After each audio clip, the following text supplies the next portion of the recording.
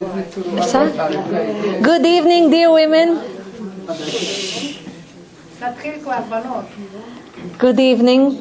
Bruchot Habaot, welcome. Righteous women, Bezrat Hashem. I would like to say first a blessing, Bezrat Hashem, שיגיע משיח צדקנו במהרה בימינו, אמן. שיגיע מבשר אליהו הנביא, אליהו תשביליהו גלידי במהרה בנו משיח בן דוד, אליהו הנביא זכור לטוב. אמן כן יהי רצון. This Shabbat is Shabbat מברכים חודש ניסן. This is the Shabbat that we bless the month of Nisan. Rosh Chodesh Nisan is on Tuesday, which means on Monday night, the Erev Rosh Chodesh Nisan. And now Nisan is the first month. When we count the months, by the Torah, Nisan is the first month of the Jewish calendar. Chodesh Nisan. The Rabbanan, our sages, decided that Tishrei will be the first month. But by the Torah, the first month, Hashem says, is Chodesh Nisan, is the month of Nisan. And you remember that we need to bless when we say Shacharit of Rosh Chodesh, because I will see you on Wednesday next week. So it will be after Rosh Chodesh Nisan.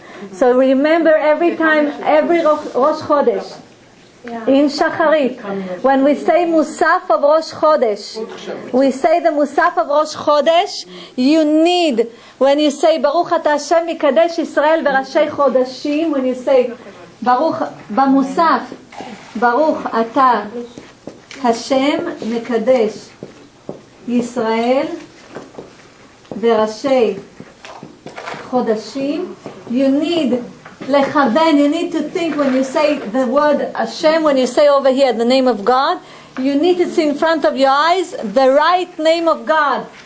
Yud, Kuf, Vav, Kuf. You remember that I told you Nisan? You remember that the name of God, Yud, Kuf, Vav, Kuf, you put Hey over here instead of the two Kuf.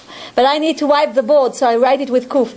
Chodesh Nisan is the right name, the right spelling of the name. You know that it's not the spelling, it's the right place that the letters are in. And then you remember this is the name of Chesed, of kindness. This is the name of God, full name of God of kindness. And then we have all the other 11 months when the name changes because the letters change their place.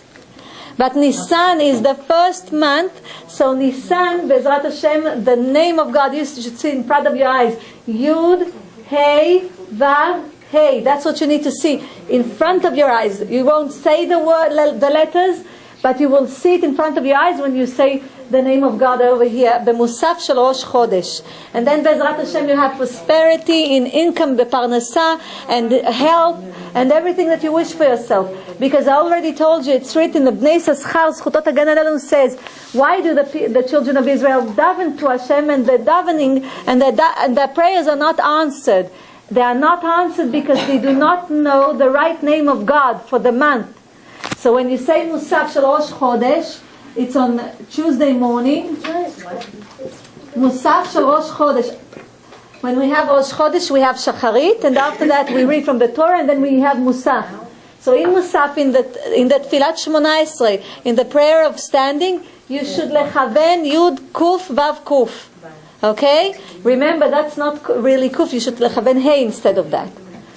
So this is something for Rosh Chodesh Nisan. I would like to tell you that Bezrat Hashem, this Shabbat, we are finishing Chumash Shmot B'Sha'ah Tova. Chazak, chazak, v'nitchazek. You will see that you will stand in the shul and you will say that. Once we finish, we are reading two parshiot, two portions of the week. It's Vayakhel and Pikudei. Both of them, two parshiot. We are finishing Chumash Shmot. Next week we will start Chumash Vayikra. Be'ezrat Hashem, I would like to tell you, the Ramban says about it, Zchutot Hagan Alenu, he says, you know how he calls Chumash Shmot? He calls Chumash Shmot Sefer HaGeula, the book of redemption. Sefer HaGeula. Ramban calls it Sefer HaGeula, the book of redemption. And why Sefer HaGeula? If you pay attention, we finish Chumash Shmot between Purim and Pesach. Between two holidays, that there were big miracles for the children of Israel. On Purim, God saved us from Amalek, from Haman HaRasha. And here on Pesach, we were saved from Mitzrayim, from the Galut, from the Shi'abud, from being slaves.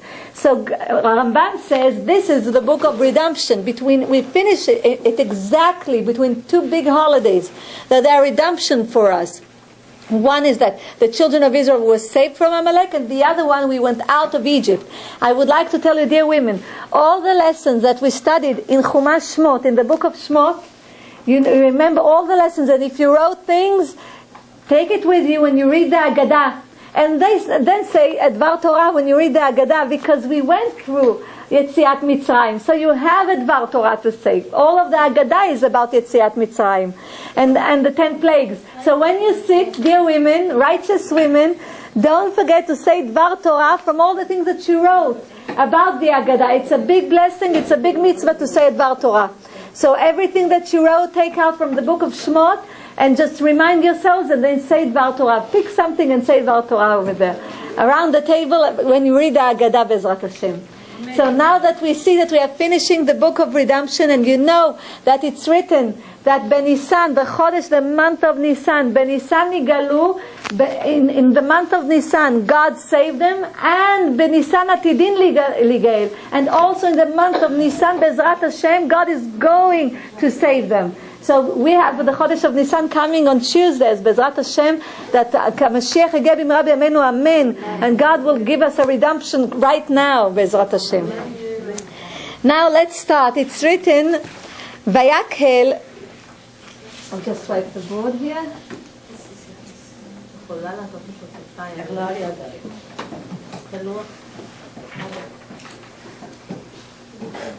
בסדר?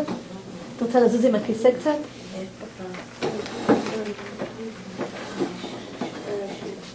Okay. And here we see Vayakhel Moshe et kol adat bnei Israel. It's written that Moshe Rabbeinu made an assembly with all of the children of Israel. You know, it's very weird. Everywhere in the Chumashim it's written Vayomer Moshe. It says, and Moshe told the children of Israel. And it's obvious that he assembled all of them and gathered all of them together when he spoke to all of them. But here it starts with Vayakhel, and it doesn't start Vayomer with the word Vayomer, but it starts with the word Vayakhel Moshe et kol adat bnei Israel. First of all, I would like to tell you, let's concentrate. But first of all, adat means all of the children of Israel, but it says don't read it as adat, read it as adaim. Adaim, which means, you remember that I told you that when the children of Israel said Na'aseh v'nishma, we will do and we will listen. You remember that they accepted the Torah, the written Torah and the oral Torah. Once they accepted the written and the oral Torah, angels came, 600,000 angels came and put 2 crowns on their heads. One for Na'aseh and one for Nishma. One we will listen and one we will hear. So now Moshe Rabbeinu took all those crowns from them because he was afraid that there will be tumah on them because of the Chet HaEgel. You remember the Chet HaEgel, the golden calf? We spoke about it last lesson. So all of those crowns were taken from them. And Moshe Rabbeinu will tell them when they receive it back. You know when we receive them back? On Shabbat. When we keep Shabbat, we receive back those crowns. And we're going to speak in a few minutes about Shabbat. So this is Adat Milshon Adaim. And you can see all the jewelry, the precious crowns that we had. We had 2 crowns. Okay, Milshon Adi. Tachshit. Which means that Moshe Rabbeinu was afraid that we will ruin it again. So Moshe Rabbeinu spoke immediately after it says, Vayakhel Moshe et kol adat bnei Israel, Vayomer alehem, and it says, Vayomer alehem. And tell me, why does he need to say, Vayomer alehem? He will say to them. It's obvious that he assembled all of them. He will speak to them. And look, alehem. Maybe I should write bigger so they can see it too. And you know why he tells them that? Because alehem, to them, means berashei tevot. Each letter means something. And the Hey says, Harei, At, Mekudeshet, Li. Look, he reminds them of the marriage with God, the commitment that they have with God. And you see Harei, the Hey is over here. At Mekudeshet Li. You see?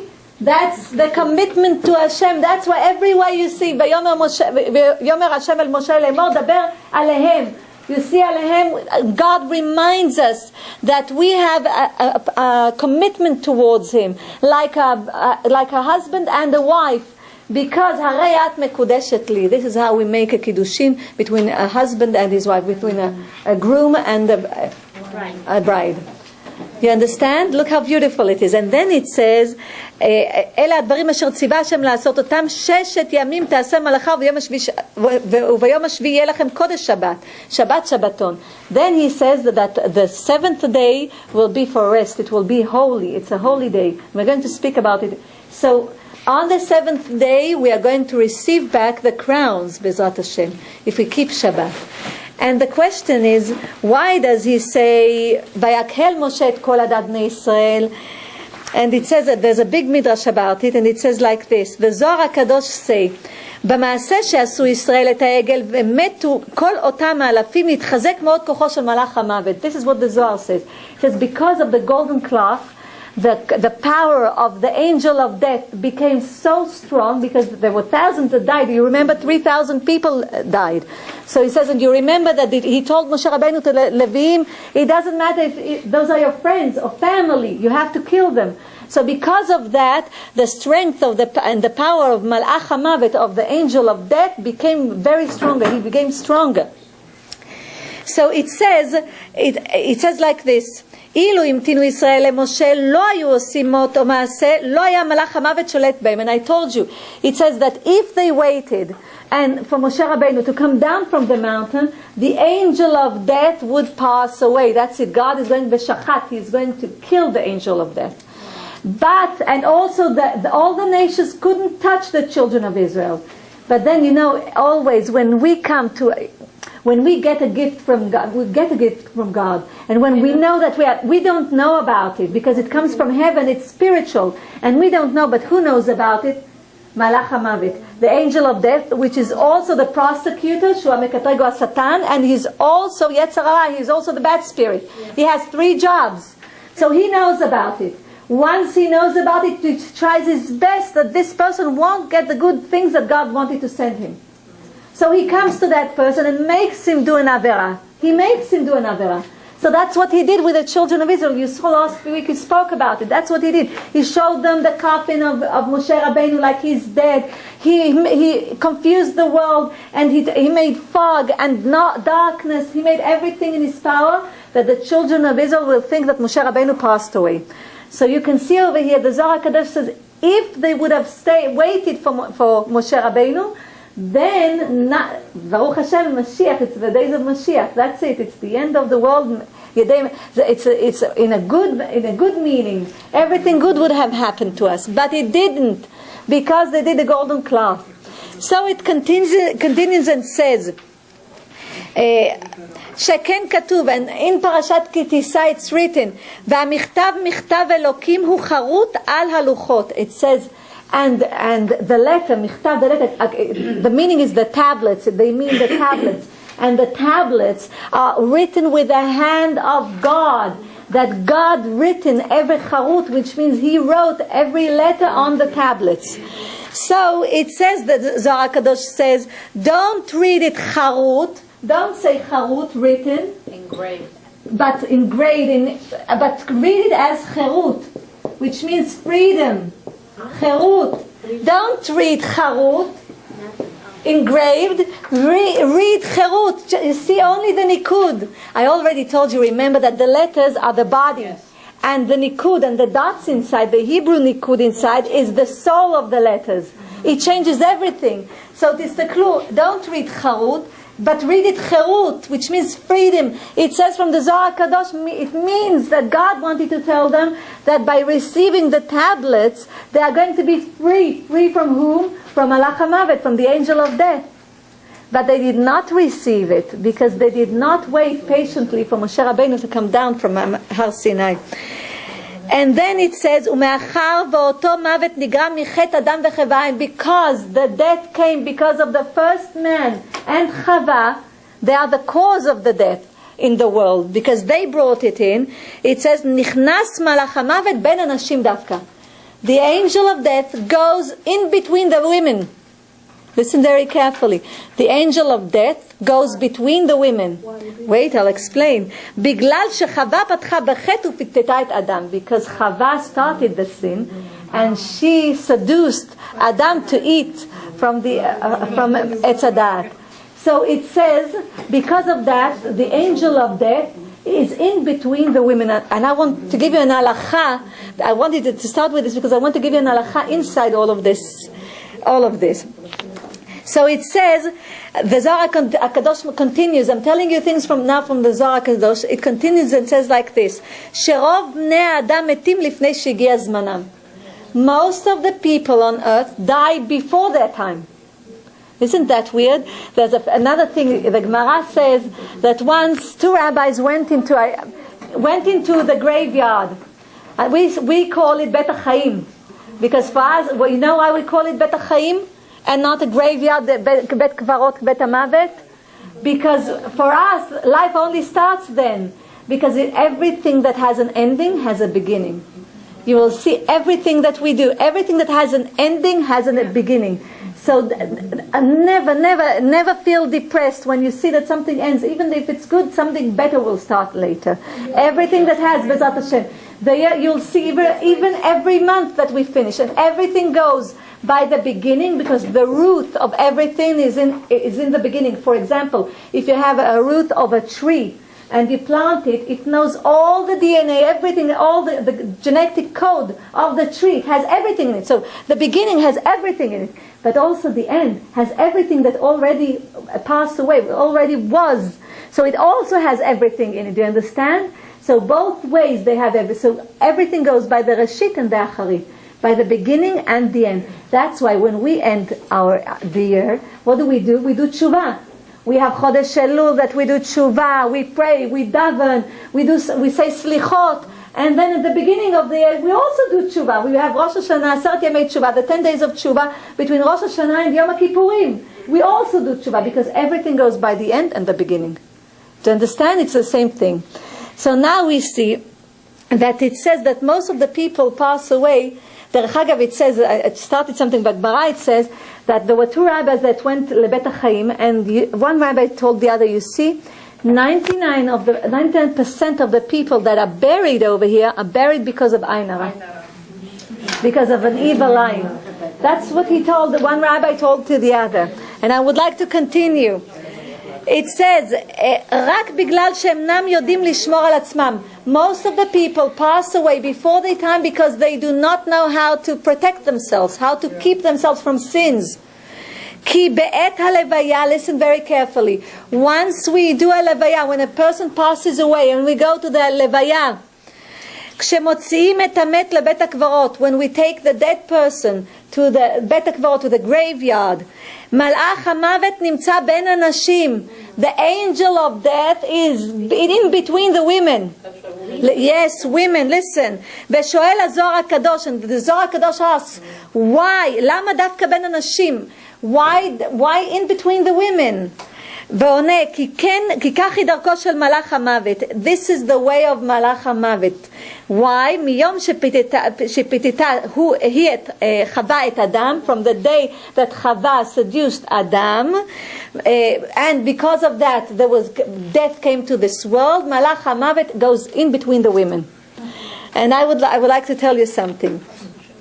And והנה בעת הלוויה, and then when we go with a dead person, in order to bury him, האנשים מסתכלים על הנשים. The men look at the women. Listen, עולה מלאך המוות לפני הקדוש ברוך הוא. The angel of death goes in front of Hashem, and this is spiritually, but it's true in this world. We only come to a certain time to live in this world, and we leave this world. We don't live forever, but our soul does. So we know that it has to be true. And look what happens. And then umastin umekatreg al otam anashim. And he comes to Hashem and he prosecutes them. He speaks badly about those men that looked at those women instead of doing the mitzvah without thinking about other things. Umaskir lifnei HaKadosh Baruch Hu et avonotehem. And then he reminds Hashem of all of their sins. That's what Malach HaMavet does. V'nitfasem al otam avonot. And then God sees and weighs them, and this man is caught for his sins. All of his sins. And then it says, ואז יש למלאך המוות רשות להמית אותם. And then Malach HaMavet has a permission to kill them. To take them. אפילו שלא הגיע זמנם למות. Even though it's not their time to pass away. And then it said, וזו כוונת הכתוב, ויש נספה בלא משפט. And this is, it's written, it's in Mishlei Shlomo, King Solomon wrote it, ויש נספה בלא משפט, which means there's a person that passes away without a trial. There are a few meanings for this pasuk, for this sentence from Shlomo HaMelech. This is one of them. So it says like this, I gave you from the Gemara. The Gemara, במסכת ברכות, page 51, Amud Aleph, says like this. I will read it for you in Hebrew, and then also I will read it for you in English. Okay, I'll give you the translation. It says ככה, אמר רבי יהושע בן לוי, שלושה דברים סח לי מלאך המוות. Rabbi Yoshua ben Levi said, 3 things told me מלאך המוות, the angel of death. It says, אל תיטול חלוקך שחרית מיד השמש ותלבש. 3 things that you should avoid in order that Malach HaMavet, the angel of death, won't take a person before his time. And one of them is, do not take your shirt in the morning from the hand of a butler and get dressed. You should take your own clothes in the morning and don't take it from someone else. Then, ואל תיטול ידיך ממי שלא נתן בידיו. And then he says, do not have your hands washed by someone who had not washed. You know the washing in the morning? You remember that I told you? That Shena Chad Meshishim Mita, which means that when you go to sleep, it's like 1/60th of death. And you have to wash your hands in the morning. Do Netilat Yadayim in the morning. So don't take anything from anyone and do the Netilat Yadayim from him. Do it on your own. You don't know if he did it or he didn't. So be on the safe side, take the water on your own, okay? The best thing to do is, if you don't have, because you shouldn't walk more than 4 amot, so put a container next to you with a mashpech, and just put it near your bed, and then you do Netilat Yadayim immediately when you wake up and throw it, because this is water of tum'ah, of impurity. But can it be open during the night? No, you cover it. With a towel you can cover it.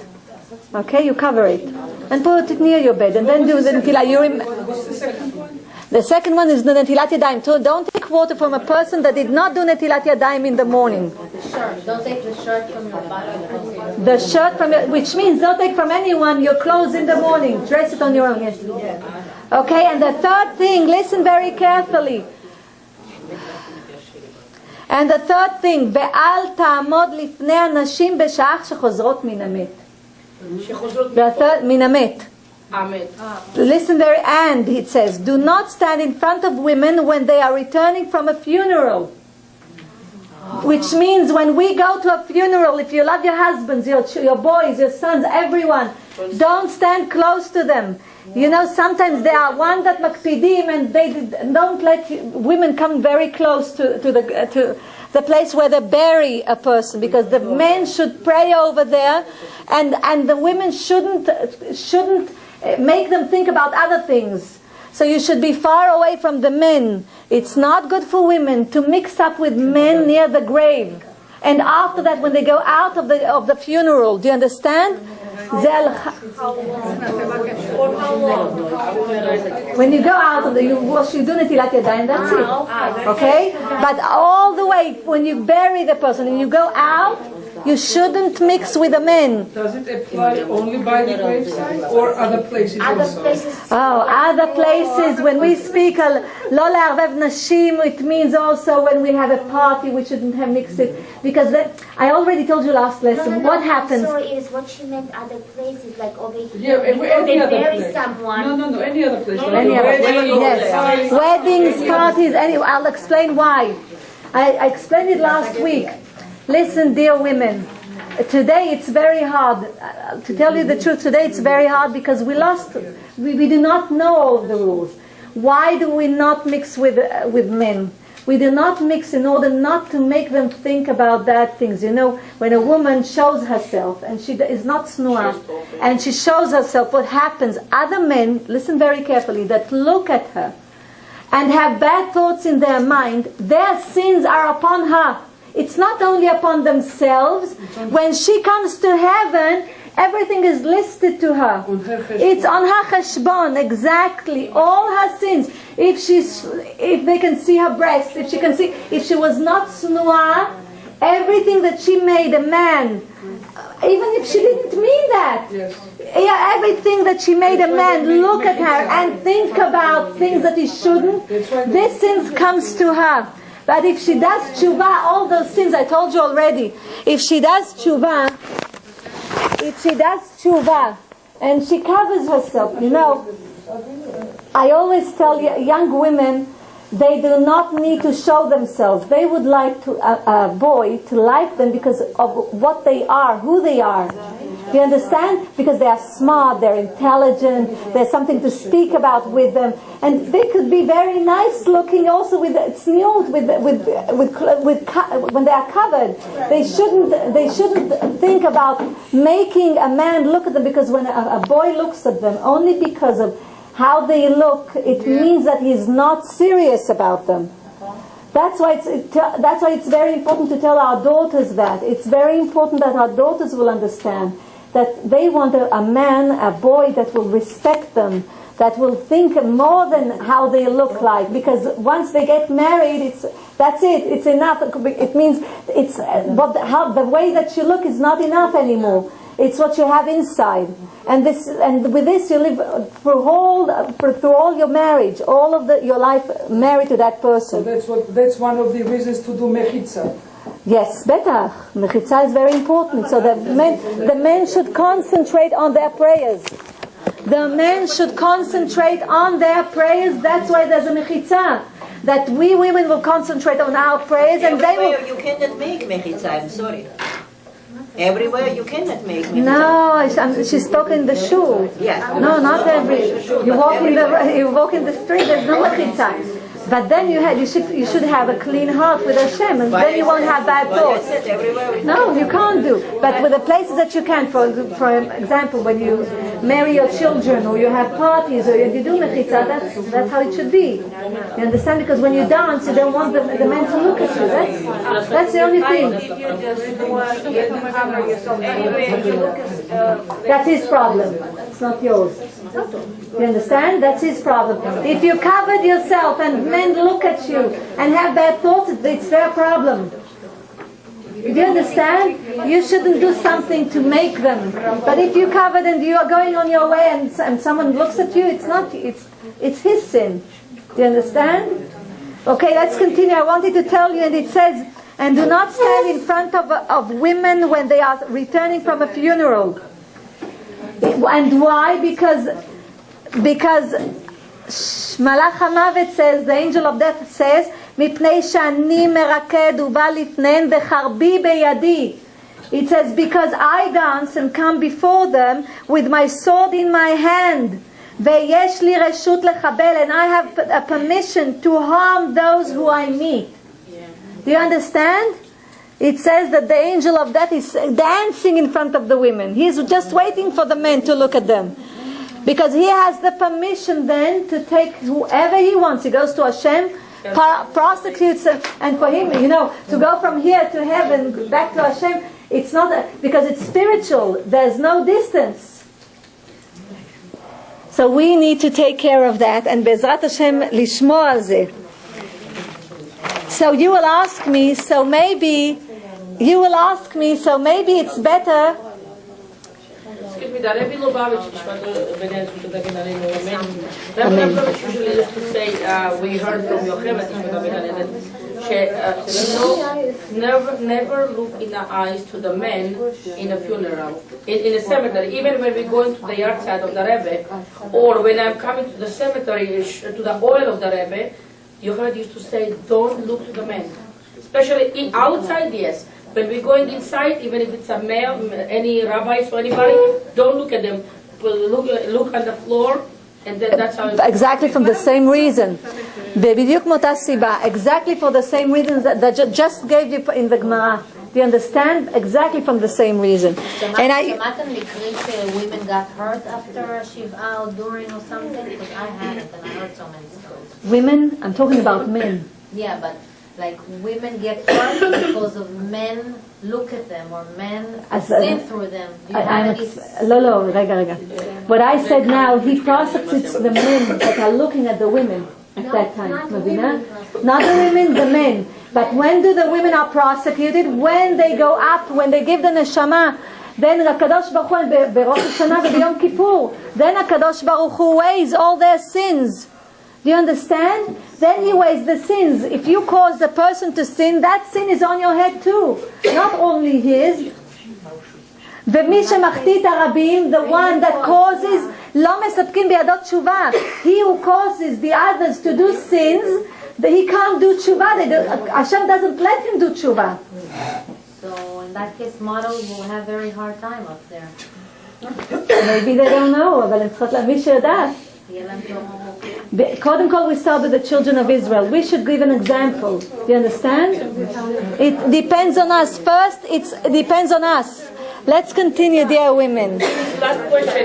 What about pregnant women? Not allowed at all to go to the cemetery? Usually it's not. לא טוב לאישה בהיריון ללכת לבית קברות. לא טוב. לא טוב, עדיף לא ללכת. כן, ולמה לא? What's the reason? Because of the angel of death that is dancing over there. Can I say something? Yes. I know that like somebody I know, her mother-in-law passed away, and she had to go outside before the funeral, and she was having pregnancy, but she didn't go inside. She was waiting in the car, and all of a sudden she heard 3 knocks on the window. She thought there was nobody. 3 days later, she went into a labor. And this child, when she had this child was born sick. It has some connection to it or not? It says. At the beginning. What did you say at the beginning? I said that somebody that I know, her mother-in-law passed away, and she was 7 months pregnant at that time.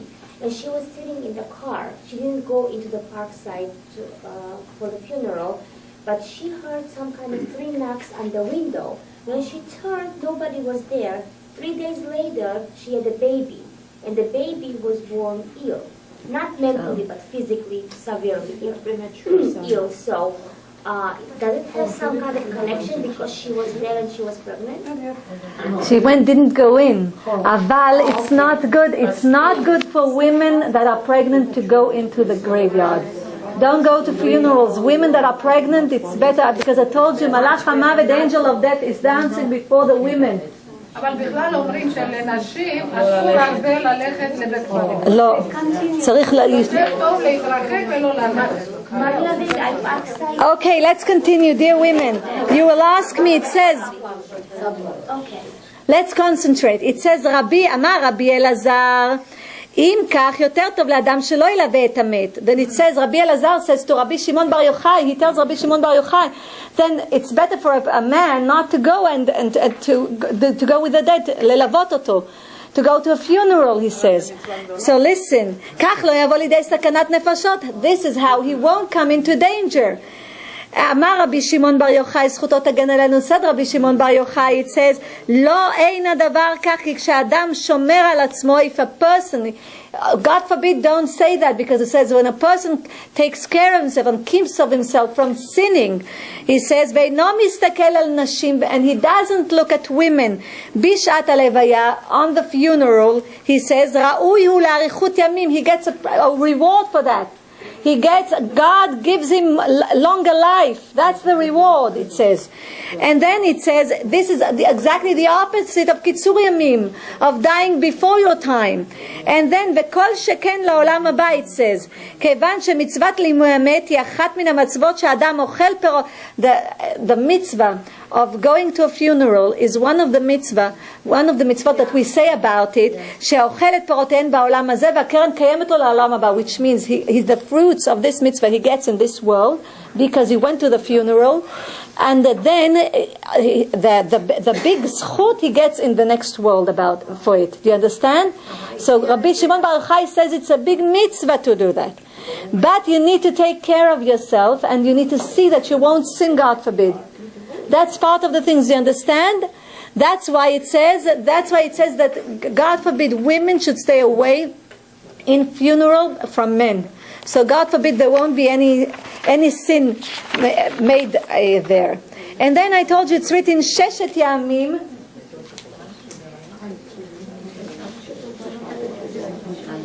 Excuse me.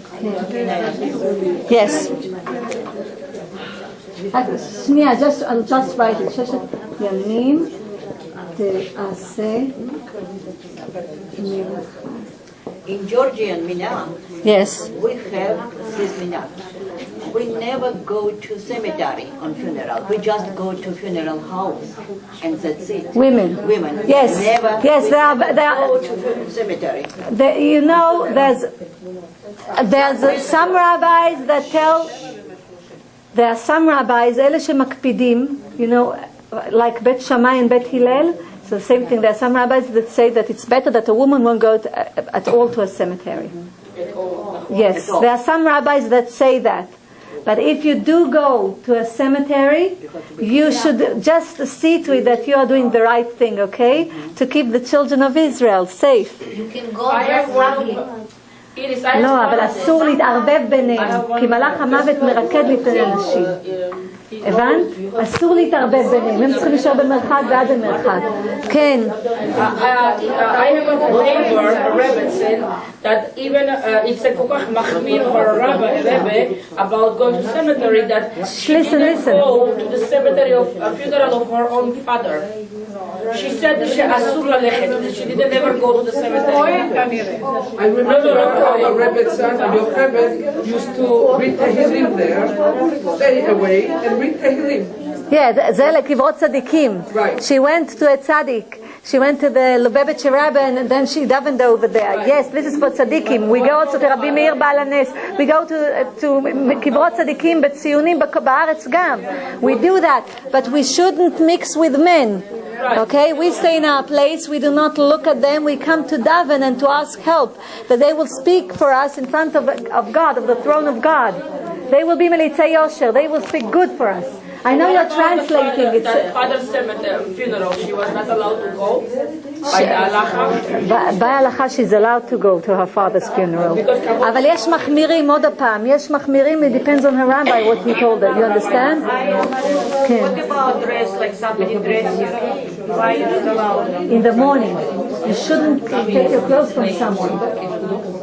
Because you don't know what he did because I told you when you wake up in the morning, no, you shouldn't take from someone your clothes. In the morning when you dress up, the first thing that you do, you do first netilah, and don't take the water from someone else because you don't know if he did netilah or he didn't. And sleep is 1/60th of death. You understand? But some sick people, like the old people, they cannot dress themselves. That's something else. It's not the same when you are healthy. I'm talking. In general, I'm talking about healthy people, not a sick person that can't help himself. This is a different issue. I'm talking about healthy people. Okay? Okay, let's continue. It says... Okay, it says, Sheshet Yamim Te'aseh Melacha, and this is how they translate it. Look how it's translated. On 6 days work may be done, but the 7th day shall be holy for you, a day of a complete rest for Hashem. And look again, Sheshet Yamim Te'aseh Melacha. You know, in Hebrew, Te'aseh, it means that the work is going to be done. And this is very weird. Moshe Rabbeinu, כתוב Vayakhel, he assembled all the children of Israel. So they are just in front of him. So what did he, instead of telling them, 6 days you should work, 6 days, Sheshet Yamim ta'asu. That's what he should say in the present tense, ta'asu melacha. That's the real grammar, because they are standing in front of him. So instead of that, he says, Sheshet Yamim Te'aseh Melacha.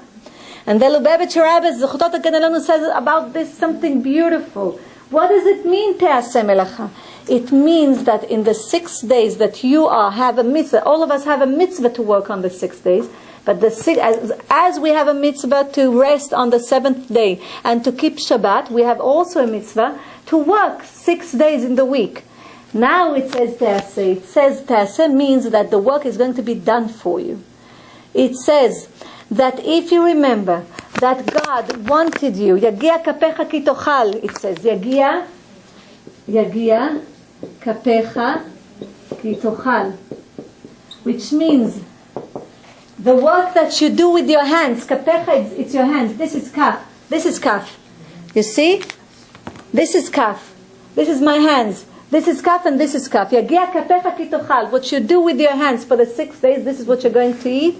It means that Rabbi Milubavitch, the Lubavitcher Rebbe, says about it, that everything that you do with your hands in order to work and to have an income to support your family, God is going to bring a blessing for it. The work is going to be done for you if you keep Shabbat. You won't have to work so hard to earn the money that already God decided that you're going to have from Rosh Hashanah to Rosh Hashanah.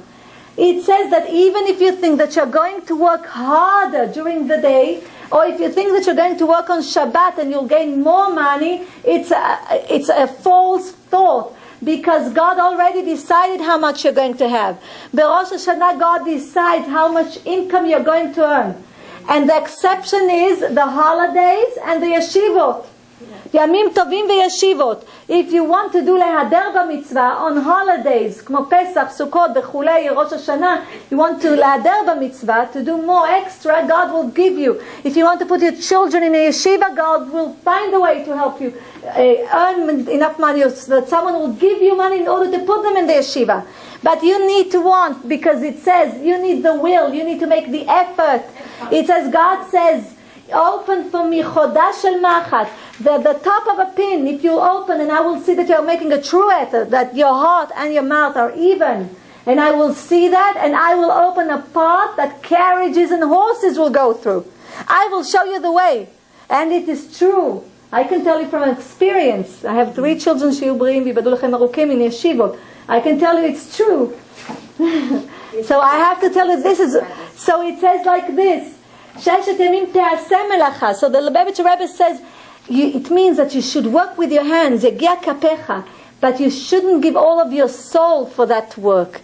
You should always remember Hashem, and you should always remember that our purpose, our true purpose in this world, is the spiritual purpose. And what is the spiritual purpose? Righteous women, to study Torah, and to take those springs of water of the Torah and to spread it around to everyone to listen. When you sit around the Shabbat table, the Shabbos table, and you speak and you give Dvar Torah, everything that you do, when you tell Dvar Torah to your children and you come back home. And now with the Haggadah, we went through all the book of Shmot.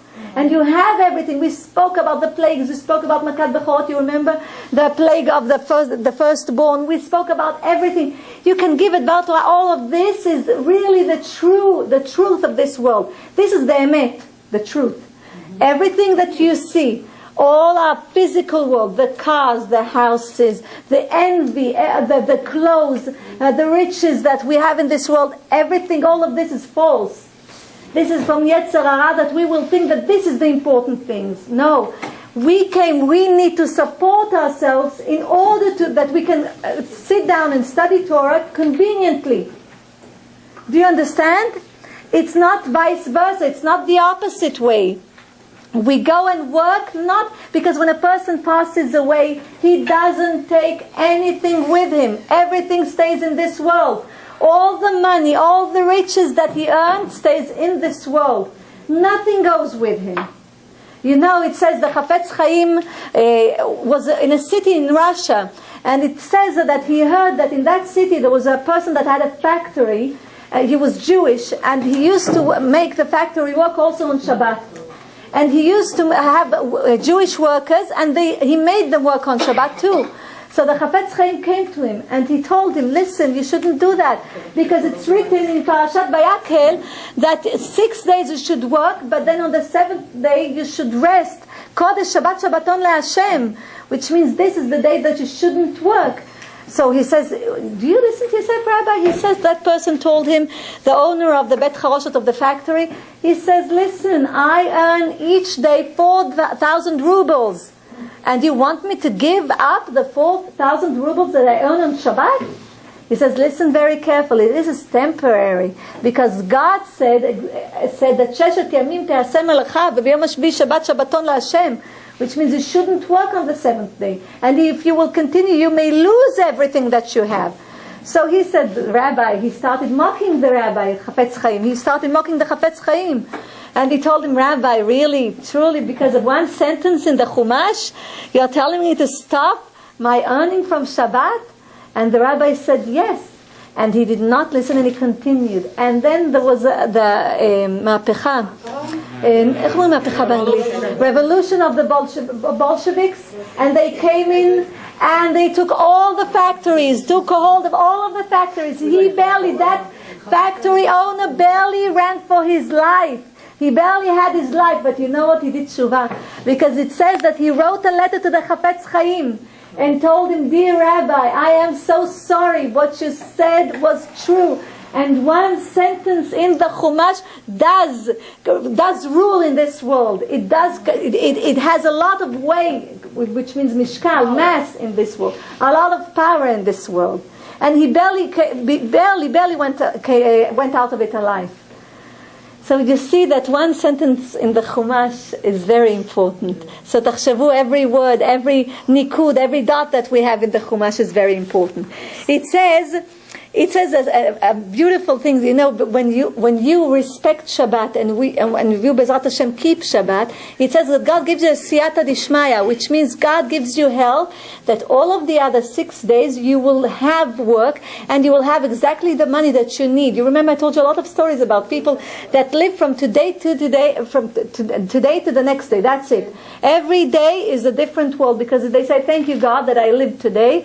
I will have everything that I need. And Bezrat Hashem, God is big. Tomorrow I'll earn what I need for tomorrow.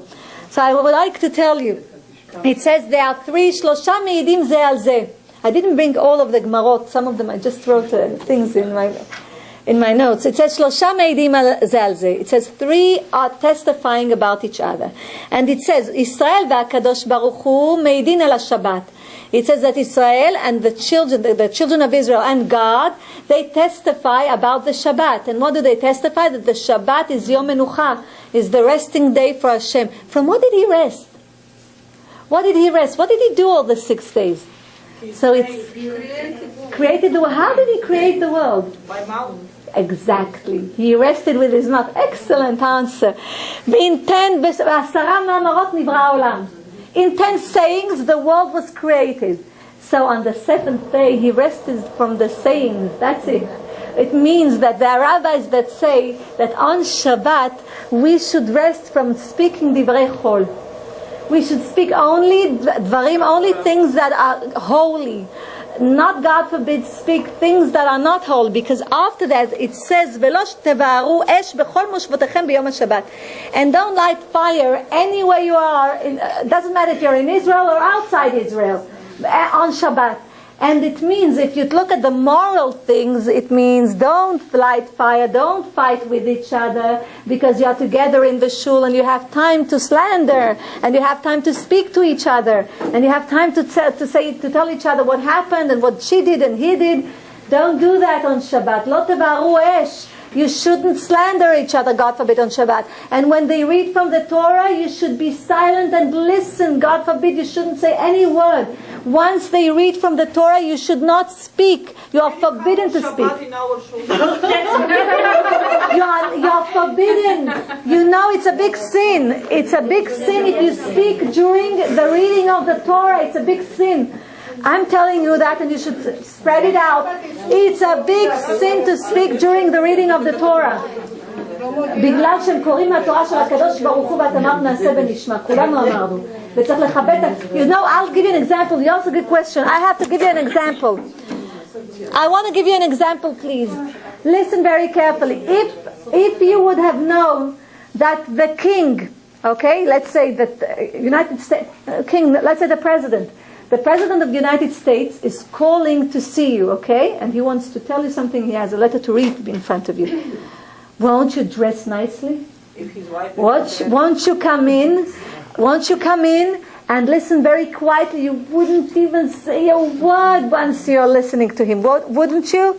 Okay, that's more than that is when you read the Torah that Hashem made Moshe Rabbeinu write. Do you understand? You're reading a letter, a testimony from Hashem, from God. God is the King of Kings. He's the one that created the world. So it's obvious that you're not allowed to say a word a single word once they read from the Torah. Even if you don't understand the words, your soul does. I know part of you speak Russian, part of you Georgian, part of you Bukharian. So it doesn't matter even if you don't understand the words in Hebrew, your soul does, because your soul does know Hebrew. Can I say something? Yes. For that, we went to Rabbi Pinto's lecture, and my husband and my son, they were sitting in the front. Now, my son understands a little bit. Well, he understands everyday Hebrew, but my husband doesn't understand at all Hebrew. And Rabbi Pinto speaks only Hebrew. And when they came out, I'm saying, we just came for nothing. My husband said, I think I understood something. I said, how did you understand? It's like, it's like he speaks like Bible phrases and stuff. I said, how did you understand? I don't know. I just felt that I understood something. The soul knows the Sfat HaKodesh, knows the holy language. So the neshama does understand. So you do understand, because every child, when he's in the womb of his mother, learns the whole Torah, everything he knows. We come over here to this world just to remind ourselves everything that we already know. Now it depends on the amount of effort that we do. Ki agata u'matzata ta'amin. If you work hard, God will give you it as a present. As I told you, Moshe Rabbeinu went to Har Sinai. He went up and 40 days he studied the Torah. Every day he studied and forgot. Studied and forgot. 40 days. And then on the 40th day, God gave him the Torah as a present. And he remembered everything. So if you try hard, even when you come to the shiur, to the lesson, and you think that you don't understand, but God will see that you make an effort, and His angels come to the shiur too. And they see that you're over here, and they tell him, God, we saw this, Esther Bat Sarah and Chulei, they tell them by names, each and every one of you, because you are precious to Hashem. So he tells by names each and every one that comes to the shiur. It says that when you come to a shiur Torah at night, you bring charity towards you, because shiur Torah is light. Kiner mitzvah v'Torah, or it's written, Kiner mitzvah. Wait, just wipe the board. כן. את יכולה פעם תוסיפית גם על העניין איפה שאוכלים בשבת ובחגים ובכלל, חייבים להגיד בתורה, אם לא אז מה הסיבה, אם אפשר לחזור על זה? It's written, Kiner mitzvah v'Torah or. The light is the light of the Torah. The mitzvah is only the candle. And the light is the light of the Torah, which means if you at night come to study Torah, you take this light of the Torah with you and you kindle the darkness. You light the darkness. Darkness, the times of night are the times of judgment. So once you come to a shiur Torah, you light the darkness. You kindle the darkness. Do you understand? So it's very precious. And I would like to remind you, the shiur Torah, when you say a Dvar Torah, I told you already a few lessons, that when you sit down in front of a table, especially on Shabbat table, you should say a Dvar Torah. Otherwise, it's like you are eating from sacrifices of dead. Do you understand? Like idol sacrifices. That's what you're doing. So it's very important to say a Dvar Torah when you sit down on a Shabbat table. It's very important. Even one thing that you know. If you wrote something, say that. Let your children say. If they go to yeshiva, they know a Dvar Torah. Let them say that. Now let's continue. I told you that there are three that testify about each other. And I told you that the children of Israel and God testify about the Shabbat, about the seventh day, that it's a day of resting. And then there is the children of Israel and the Shabbat, that they are testifying about the Kadosh Baruch Hu, about God, that He is the one and only one. Echad v'yachid, yachid ba'olamo, alufo shel olam. And then there is the Kadosh Baruch Hu, God, and the Shabbat. They testify about the children of Israel. And they say, those are the firstborn of Hashem, goy echad ba'aretz. Those are echad. We are the children of God. We are the sons of a king, the King of Kings. Not a usual king, not a human king, but the King of Kings. So they all three, God, the children of Israel, and Shabbat testify about each other. That we are unique. And why three? Because three is for the Shin, like the three fathers, the three Vavim. You see the three Vavim? Yitzchak, Avraham, Yaakov. That's the three. And when we continue, it says, Kol ha'me'andeg et HaShabbat notnim lo mishalot libo. He who sits down and makes himself happy during the Shabbat and does everything for Shabbat, even if it's with a good meal or with a good story, anything that he does, le'aneg et Shabbat, that he will enjoy the Shabbat. He says, notnim lo kol mishalot libo. God gives him everything that he requests, everything that he wants. God gives him. So it says, I would like to tell you, everything that you prepare for Shabbat, you should say that you put in it tavlin lichvot Shabbat, and say tachnis Hakadosh Baruch Hu put in it tavlin leShabbat. Tavlin is a spice for Shabbat. Okay, do you understand? Yeah, tell God, please put the spice of Shabbat into the food of Shabbat that I'm preparing right now, and you will see that the taste isn't the same. Even if you make the same food during the week, it won't be the taste. Tavlin leShabbat. Tavlin, spice. Okay, tavlin leShabbat. Did you say that sentence? Okay, every time that I prepare food, I say, God, please put tavlin leShabbat. B'macha. Sim tavlin leShabbat. You say, God, sim tavlin leShabbat. But in the food that I make, so it will be, and God gives a blessing in the food. Tavlin leShabbat. Yes. Sim. Rebbe had to teach me. Once I asked her what I have to do, one thing to bring my kids to Torah more, to learn more Torah. She said, I'll teach you secret of my father. Big rabbi was in Teiman. She said, her father used to say like this, when woman cooks for Shabbat, talk to the food. Talk to the Kadosh Baruch Hu. I am putting tavlinim, I am putting the seasoning, for a reason that every single season from Kadosh Baruch Hu will go inside the neshama and the body of my son and my child, my husband, to awaken the soul to Limud Torah. I'll explain what she's saying. We are about to come to it, and I'll explain it now. Listen very carefully. When you give a person, it's very important. I'll give you an example. There was an experiment that was made with water. Japanese scientists made the experiment, and I would like to tell you, they took two cups of water. Next to one of the cups of the water, they blessed all the time. They said good things near that water, and next to the other cup, they cursed. They said curses.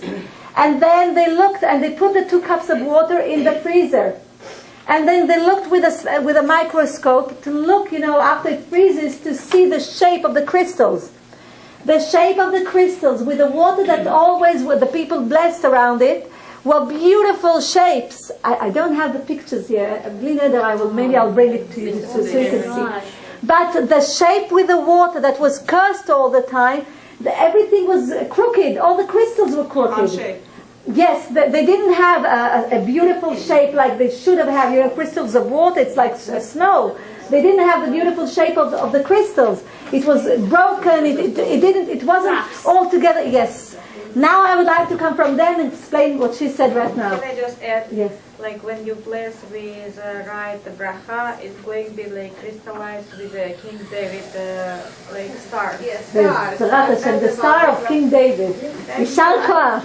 I've heard about this also. I would like to tell you, listen very carefully. It came out like this. The star of King David. King David's like classic.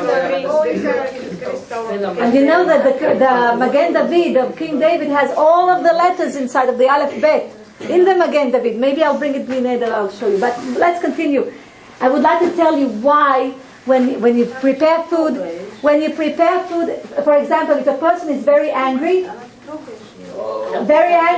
tell him not to make tea for you or nothing. Because all this energy of the anger goes into what he prepares at that moment. Listen very carefully. Give me a few minutes just to explain.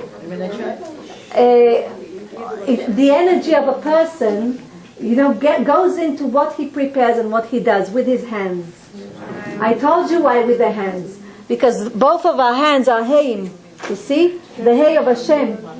And if you open your hands like this, it's Ayah, Asher, Ayah, the name of God. Asher Zerosh. Remember Asher Ayah? You remember I told you? And if you look over here, you'll see there's 14 parts. You remember? This is Birkat HaKohanim. I showed you once. And this is also Birkat. So everything that you do with your hands is very important. All the energy that you have in your body that is surrounding you goes into the food that you prepare. So if you have good energy, Be'ezrat Hashem, so the ones that bless over the food and eat from it, they feel well. They enjoy the food. It will be very tasty even if it's not so tasty. But there's a blessing in the food, you understand? And especially for Shabbat. When you prepare the food and you know that you're going to sit together and eat from it, like Leah said right now, you should say, God put tavlin shel Shabbat and bless all of your children.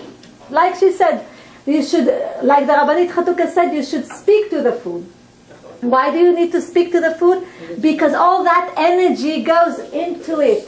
It's spiritual. It's like we have angels around us, but we do not see them. We do not see them, you know why? Because of our sins.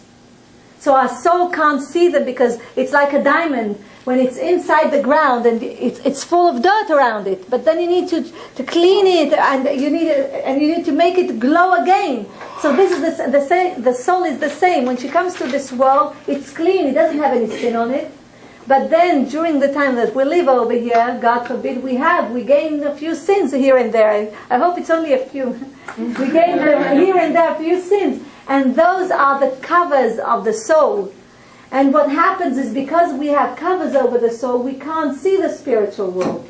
The Chachamim, our sages, could see them because they were righteous. So the soul didn't see only the physical world, but it saw over the physical world. It saw the spiritual world. And we lost it because we lost the connection. But now that we go to a Shur Torah, we remind ourselves and we should learn and try to fulfill what we are studying over here. And then Be'ezrat Hashem, God will open all the path for us because He needs to see our efforts to do the right thing. So let's... okay, you're starting my focus. So let's continue, and I would like to tell you, Shabbat, the word Shabbat also has... a lot, like a sgula, the word itself, shel Shabbat. We're going to speak about the sgula. It says like this, במסכת Shabbat, in the Gemara in מסכת Shabbat it says, אמר לו הקדוש ברוך הוא למשה, God told Moshe, מתנה טובה לי בבית גנזי, he says, I have a good gift for you, he says, ושבת שמה, he says, and the gift is Shabbat. Her name is Shabbat, it says. ואני מבקש ליתנה לישראל, לך והודיעם. And he says, I would like to give it to the children of Israel, go and tell them.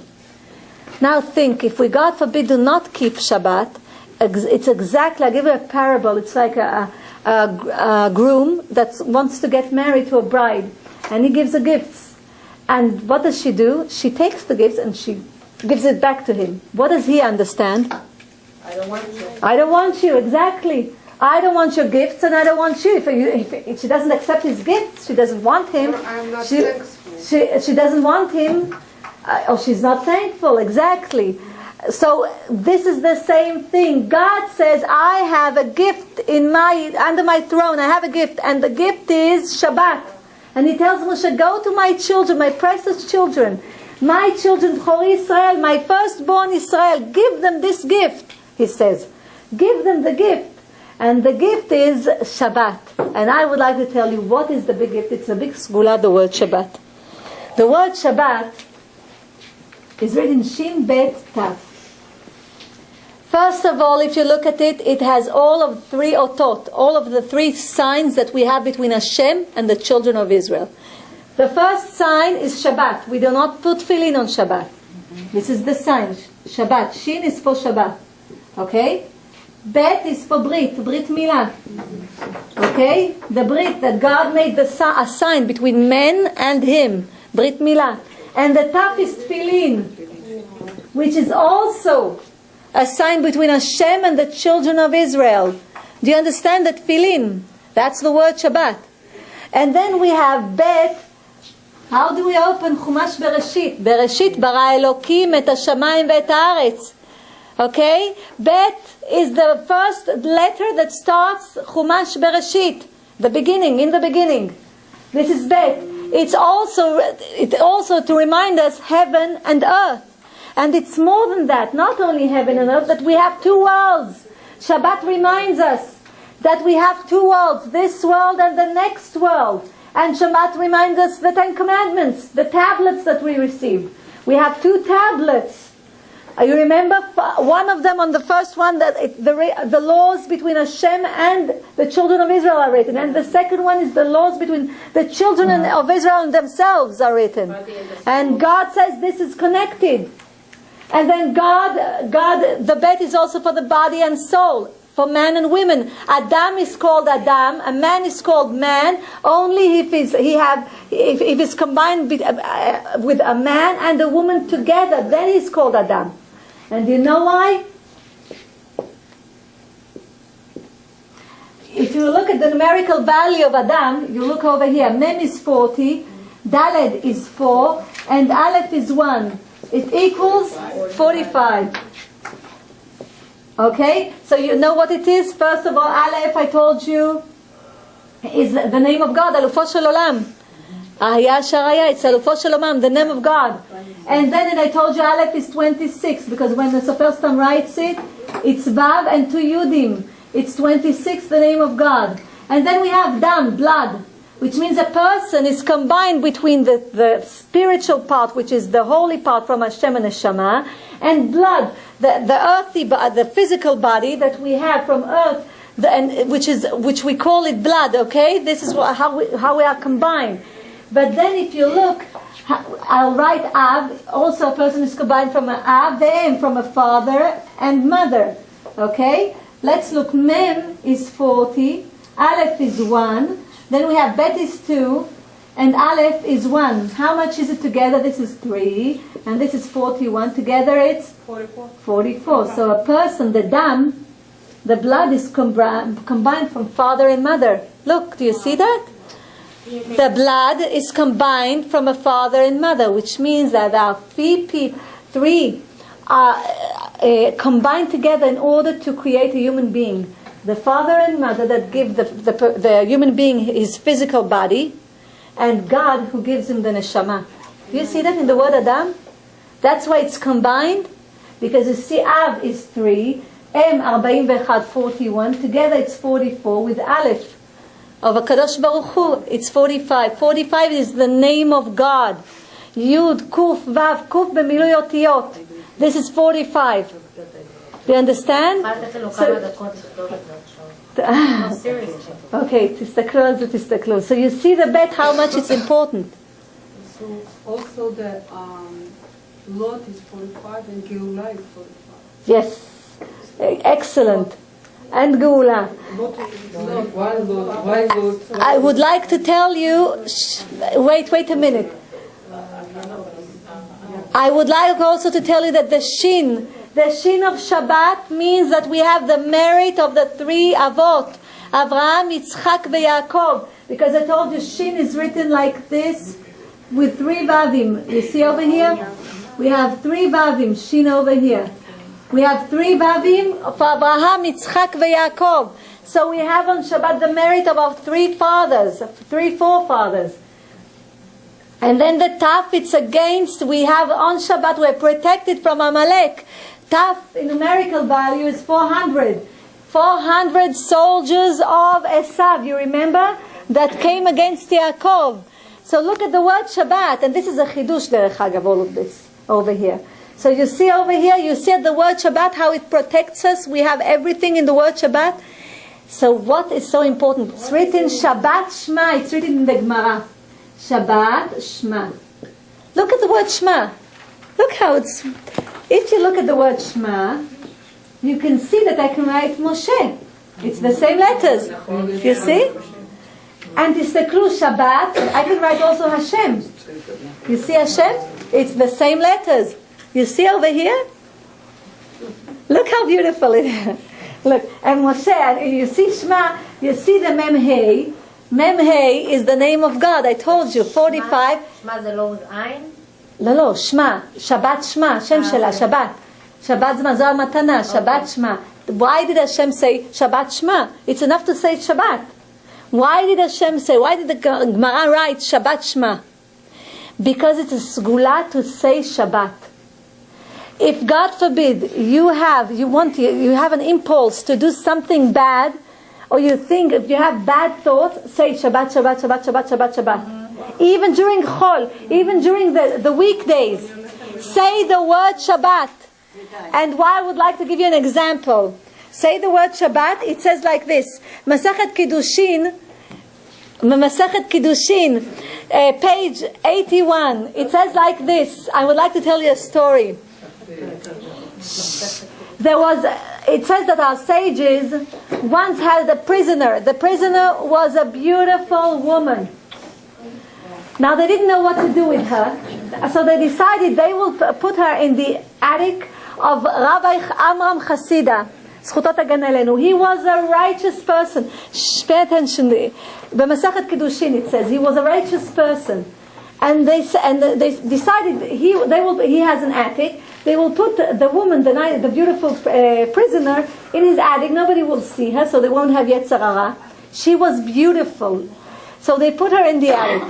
One day, Rabbi Amram Chasida, Zchutot Hagan Aleinu, was walking near his house, and then the light came on the window of the attic, and her face was there. She was standing there, and he saw her beauty. His Yetzer Hara, the bad spirit, didn't let him stand in his place. He didn't know what to do with himself. So there was a ladder near his house. The ladder, nobody could pick the ladder. They needed to take 10 people in order to pick that ladder and to put it anywhere they wanted to. 10 people. It was a very heavy ladder. But Yetzer Hara, the angel of death, he has power. You know, it's like when he makes a person crazy, you'll see a person that gets, God forbid, crazy, he becomes so strong. Because this is Yetzer Hara. So Yetzer Hara helped him. And he, as one person, Rabbi Amram Chasida, took the ladder that 10 people should have carried it. Him on his own, and picked the ladder and put it in front of his house in order that he can go reach the prisoner, the beautiful woman there. So he started climbing. He was climbing, and then at the middle of the ladder, he started shouting, Esh bebeito shel Amram, fire in the house of Amram, fire in the house of Amram. He started shouting. And all the sages and the people came over there to see because they wanted to help him. They thought the house is on fire. So they came, and he was shouting, and he didn't stop. So the sages, the rabbis came over there, and they said, Rabbi, why are you shouting? And then they saw him, that they saw the connection that he was on the ladder. He wanted to reach the beautiful woman, the beautiful prisoner.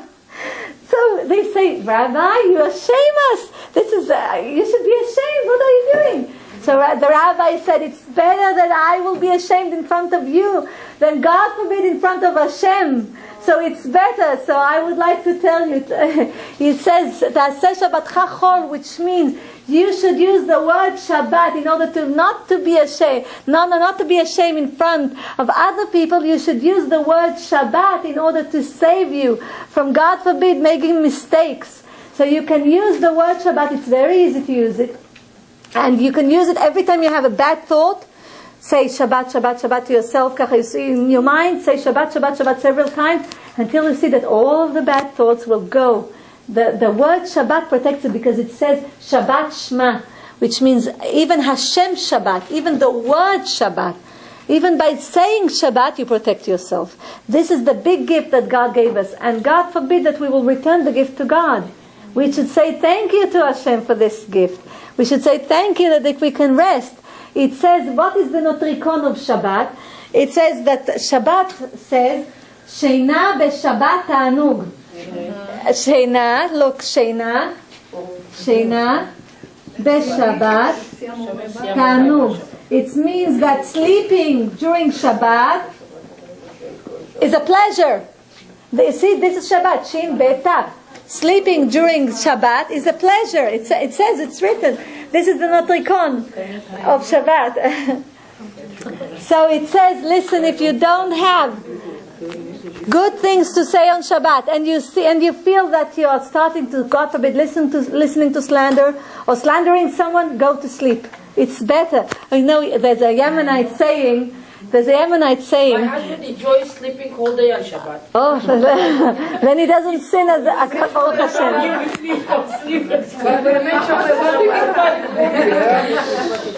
I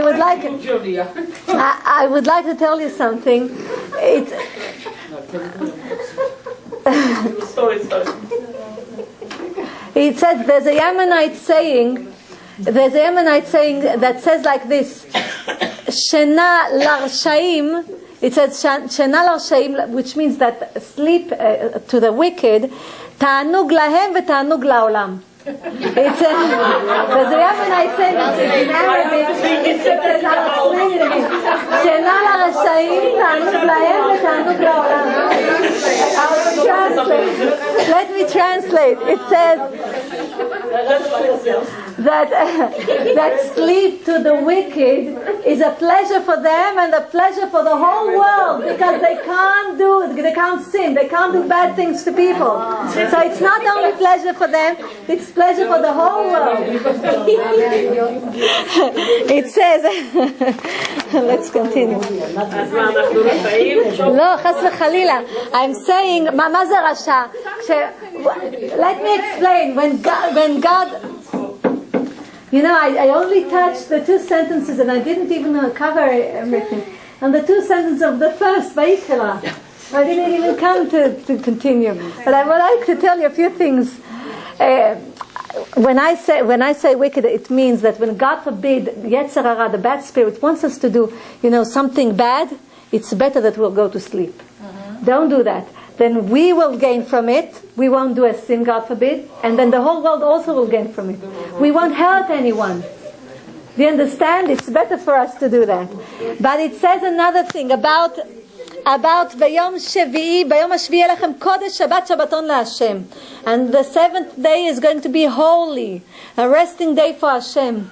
And I would like to tell you that we have 4 meals during Shabbat. You know that? 4 meals. One, I'm going to go through the meals. One, the first meal is on Friday night. When Shabbat comes in, we say Kiddush. This meal is for Avraham Avinu. This meal, we have 4 meals. Ken. Okay. We have סעודה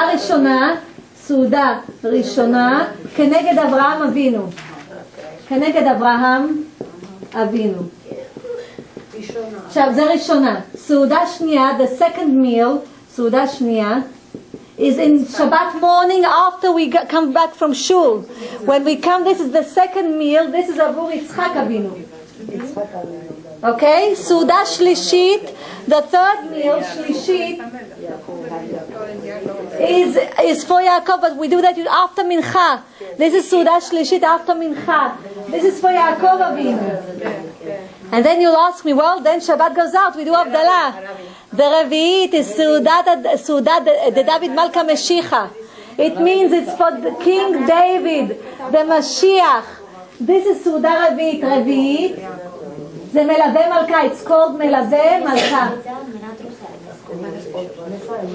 Escorting, מלווה is escorting the king. איריס, מה בעצם סעודה שלישית? סעודה שלישית זה אחרי מנחה. אחרי מנחה.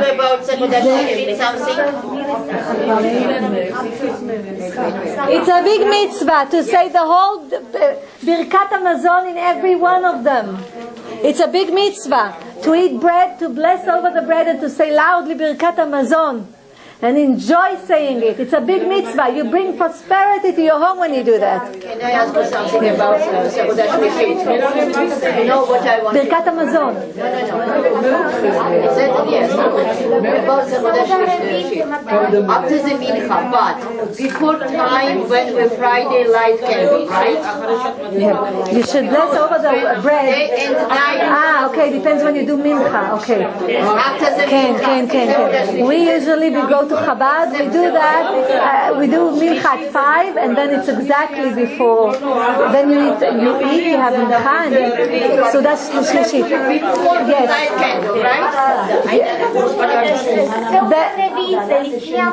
I will explain to you.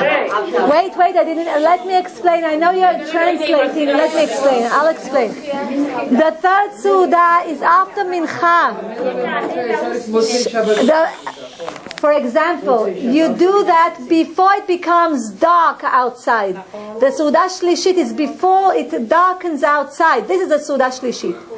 I know that Chabad shuls do the Seudah. For example, they do mincha at 5 or 5:15. Then they come back home. They have Seudah Shlishit. That's a Seudah Shlishit. Seudah Shlishit is before Ben Arbaim, before it becomes dark. Because you need to wash your hands, netilat yadayim, before it becomes dark. But then and then after that, Bezrat Hashem, then after that, Bezrat Hashem, you say Arvit, and then you have Avdalah. Yes. After Avdalah, Motzei Shabbat, you have Seudah Ravit. The fourth, this is Melaveh Malka, escorting the queen. We are escorting Shabbat Malka, the queen. Okay? This is for King David. This is Seudah LaMelech David. This is for David HaMelech. David HaMelech. Can I ask you a question about Seudah? We starting before sunset and we just washing hands, but usually it sometimes goes when the sun sets, and after we just doing Birkat Hamazon, it's okay? Can we do this? Anyway, we have to start before sunset. You start before sunset, so you do Netilat Yadayim, you say Birkat Hamotzi, and then you start eating. That's okay, you can say Birkat Hamazon later. Even sunset? Even after Can. It's okay, even after Shabbat? No. Of course, you say Arvit, and then you have Avdalah. This is after Seudah Shlishit. Seudah Shlishit, then you say Arvit, then you have Avdalah, and then Motzei Shabbat you do Seudah Ravit. The fourth meal is for King David, escorting the queen, and the queen is Shabbat. We are escorting her, and the question is, why is the fourth meal called after King David? Let me tell you the story. Okay, I know it's late, but let me tell you the story, please, so we can. Okay, it says like this. This is the Seudah that is called Seudat de David Malka Meshicha. And it goes, B'Masechet Shabbat, Daf Lamed, it's written, Masechet Shabbat, in the Gemara on page 30, it's written like this. King David asked Hashem, and he told him, Hodi'eni Hashem kitzi umidat yamai mahi, ed'a mechadelani. He says, God, Omer David HaMelech lifnei Ribono shel Olam, Hodi'eni matai kitzi. God, please tell me, when am I going to die? When am I going to pass away? אמר לו הקדוש ברוך הוא, God tells him, גזרה היא מלפני שאין מודיעים קיצו של אדם. This is what I decided. You are not allowed to tell a person when he's going to pass away. You are not allowed to say that. So King David said, he says, okay, King David says, so please tell me, he says, at least tell me on what day am I going to pass away. Okay, don't tell me the time, like the date. Tell me the day that I'm going to pass away. So God tells him on Shabbat. You're going to pass away on Shabbat. And then what did King David do? Every Shabbat from there on, when Shabbat went out, he celebrated. He did a Seudah Ravit. He said Melaveh Malka. He escorted the queen Shabbat because he was alive. He already knew that on Shabbat he is supposed to pass away. So every Shabbat, when Shabbat went out, he celebrated. So you will ask me, okay, the King David celebrated because he knew that he was going to pass away on Shabbat. So why do we celebrate? Why do we celebrate? Why do we need? We know that he needs because this means that he earned another week. God blessed him with another week. Why do we need to celebrate? And I would like to tell you, you know how the angel of death took King David? Yeah. You know how he did that? No. He was studying Torah all the time, and the angel of death couldn't take him. So he tried, he didn't know what to do. So he went to the backyard of King David and he moved the trees. And because of the trees, King David wanted to see what happened. He disturbed him from studying the Torah. So he went on the steps, and there, one of the steps moved and it broke down, and he fell and passed away. He took the neshama, because the Torah, I have to tell you something. Even if, God forbid, you feel that you have ayin hara or something on you, bad things happen to you, listen very carefully. The merit of the shiur Torah that you study here goes with you. And whatever you write, this is an effort that goes over there, and there's an eye that sees, an ear that listens, and a hand that writes. They write. You have a merit for even writing in the shiur Torah. Every letter that you wrote, everything is a merit. You walked over here, this is also a merit.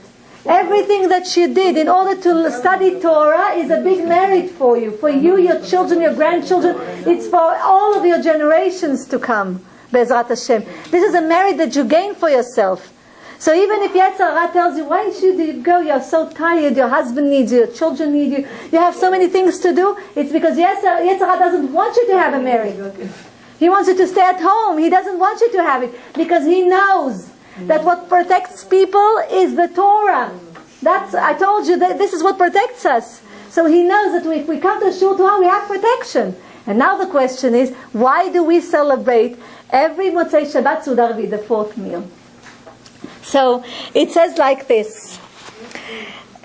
HaKadosh Baruch Hu, it says again in Masechet Shabbat, in the Gemara, on page 119, it says, כל המתפלל בערב שבת, ואומר, ויחולו מעלה עליו הכתוב, כאילו נעשה שותף לקדוש ברוך הוא במעשה בראשית. It means that he who prays every Shabbat evening, which, Friday night, Seder Kiddush, and he says, ויחולו השמיים, והארץ וכל צבאם, נכון? You remember? Yeah. He who says that, it's like he is participating in creating the world from Bereshit, from the beginning. That's very weird. How can we participate in creating the world, the children of Israel? So I told you, Yom HaShishi, you remember that I told you, I'm wiping the board over here. Okay? Shalka. יום השישי ויחולו השמיים והארץ, יחולו השמיים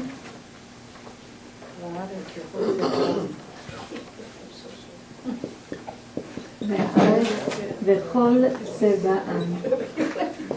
Okay, if you look at יום השישי ויחולו השמיים, it means that on the sixth day God finished creating heaven and earth and everything, and all of the stars, everything that he needed for the creation. Yeah, so if you look at the first letters, you'll see that the name of God is there. And because God created the world for the children of Israel, and also for them to study the Torah, otherwise there won't be a world. If the children of Israel won't study Torah, there won't be a world. The world was created for the Torah. God looked at the Torah and created the world. This is what's written. So it says that once the children of Israel think and concentrate on this, ביום השישי, ויחולו השמיים והארץ וכל צבאם, ויחל אלוקים מכל מלאכתו אשר עשה. Everything that you say over here, once you concentrate, you are participating in creating the world again. And why? Because God created the 6 days בעשרה מאמרות. בעשרה מאמרות ברא הקדוש ברוך הוא את העולם. In 10 sayings. And what he did is he gave livelihood to the seventh day Shabbat. And all of those 6 days, they do not have livelihood of their own, only from the merit of Shabbat. From the Shabbat, he brings livelihood to all of the 6 days. Who participates in bringing livelihood to those 6 days? The children of Israel. How do they participate? By keeping the Shabbat. And by studying Torah and going to the shul and praying and davening and saying Advar Torah over the Shabbat table. So everything they do. And I would like to tell you, if there wasn't Tzaddik Yesod Olam in the world that will keep the Shabbat, the whole world will be ruined already. So who was the first Tzaddik Yesod Olam? Adam HaRishon. No, from the beginning of the world. If there wasn't a tzaddik, one righteous person that will keep the Shabbat, there won't be a world. The first person that kept the Shabbat is Adam HaRishon, the first man. This is the first person. After him, who kept the Shabbat? Shet, his son. Shet. And then we have... start keeping Shabbat before sin or after sin? No, he נולד בשבת. You nolad בשבת, לקראת Shabbat.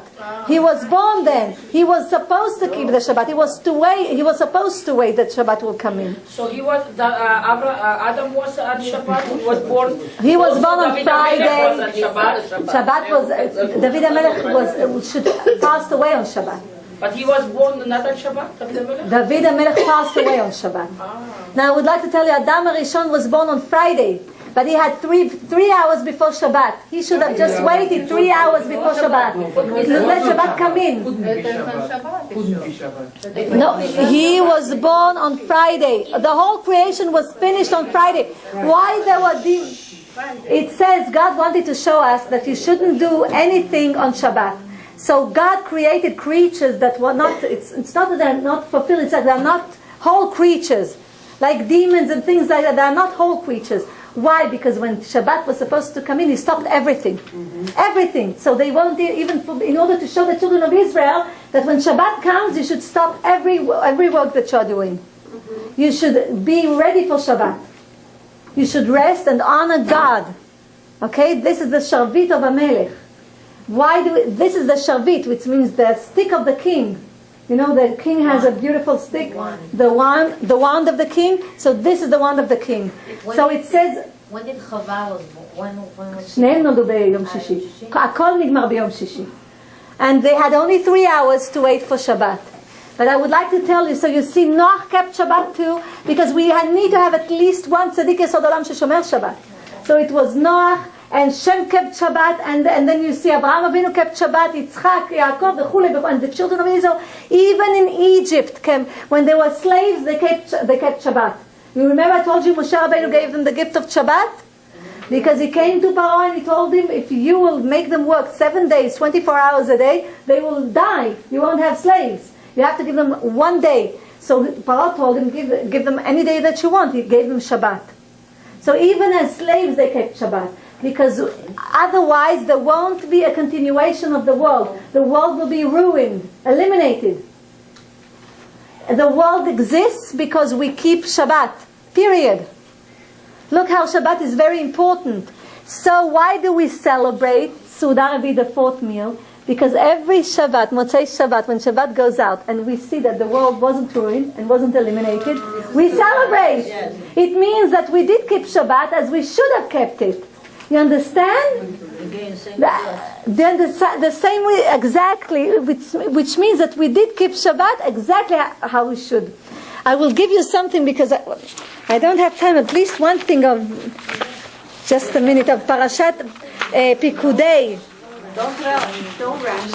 Yeah, but it's... No, do me a favor. Because it's so interesting. I will give you another thing. Iris, I want to ask you, is there any significance to that child is born on Shabbat? They say a few things about it, but when a child is born on Shabbat, he's holy. Shabbat is holy, he is holy. הכי טוב לפני שבת למות ולהיקבר. righteous לפני שבת. כן. לא בשבת. אבל אם מת בשבת, מת בשבת. גם דוד המלך מת בשבת. אבל אומרים, בגמרא כתוב שלפני שבת ולהיקבר לפני שבת. מה זה לפני שבת? זה ממש כאילו ביום שישי ולהיקבר לפני שנכנסת שבת.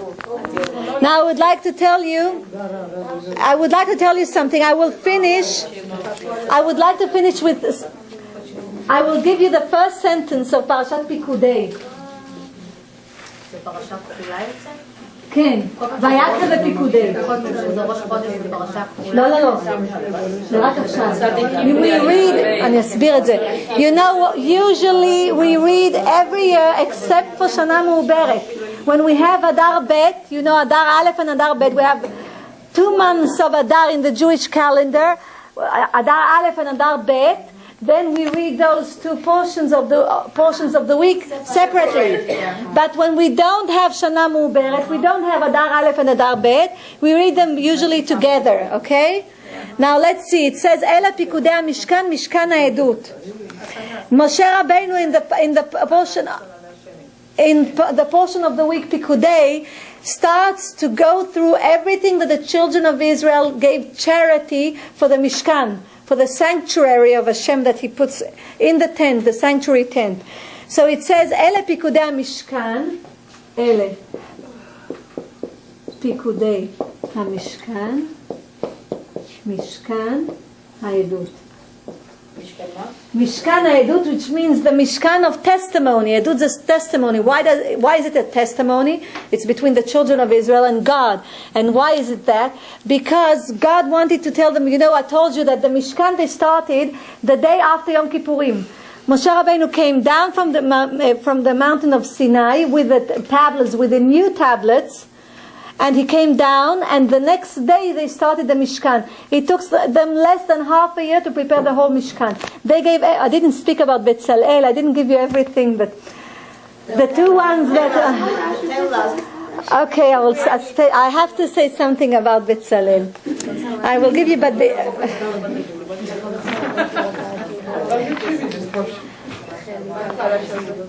It's a beautiful about Betzalel. I will mention him.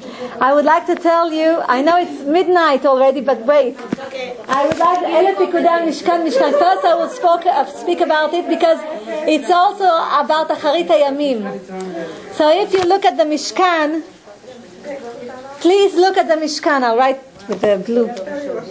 Let's look at the numerical value of the Mishkan.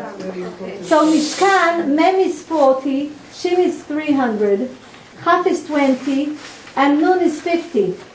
Can you tell me please how much it is altogether? 410. 410. 770.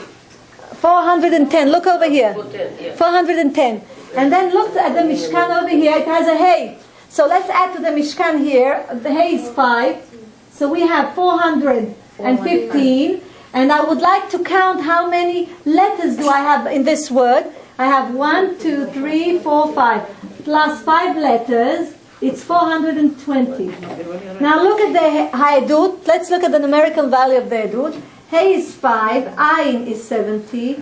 Dalet is 4. Kaf is 400. How much is it? 479. I would like to tell you that the Mishkan that the children of Israel built a day after Yom Kippur started building it lasted 470 years.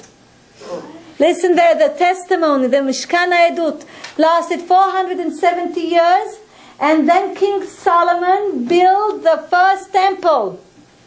Look very carefully. He built the first temple. The first temple, this is the first temple, Shlomo HaMelech. This is the first temple. The first temple stood for 410 years. The second temple stood 420 years. Look how Moshe Rabbeinu gives us a hint of what is going to happen. Look how beautiful it is. Like last temple, like third temple. This is the second temple, is 420. סליחה? The second, yes, זה בית המקדש, זה בית המקדש. This is the second, this is the first one.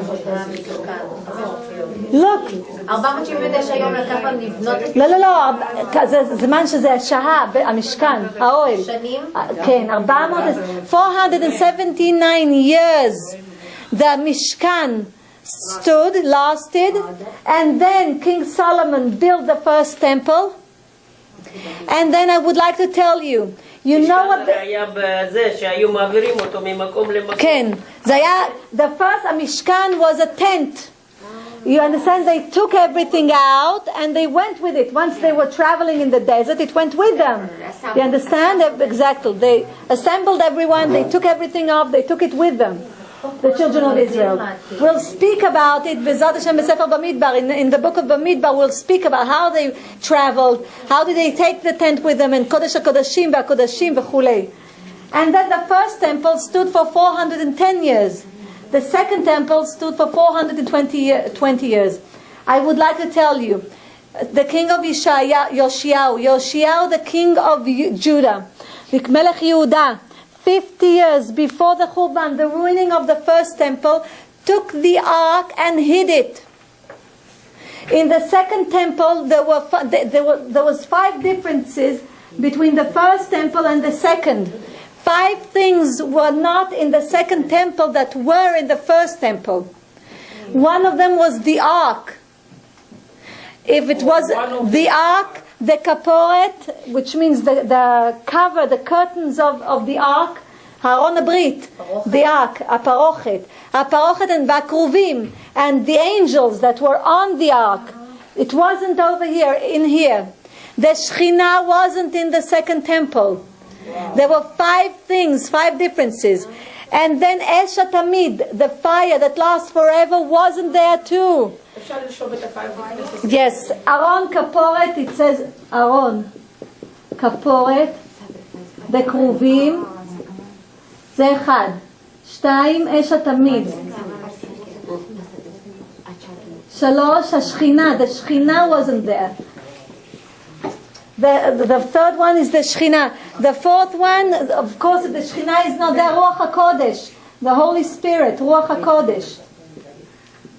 And the fifth one, there were 5 differences, and I will show you the differences.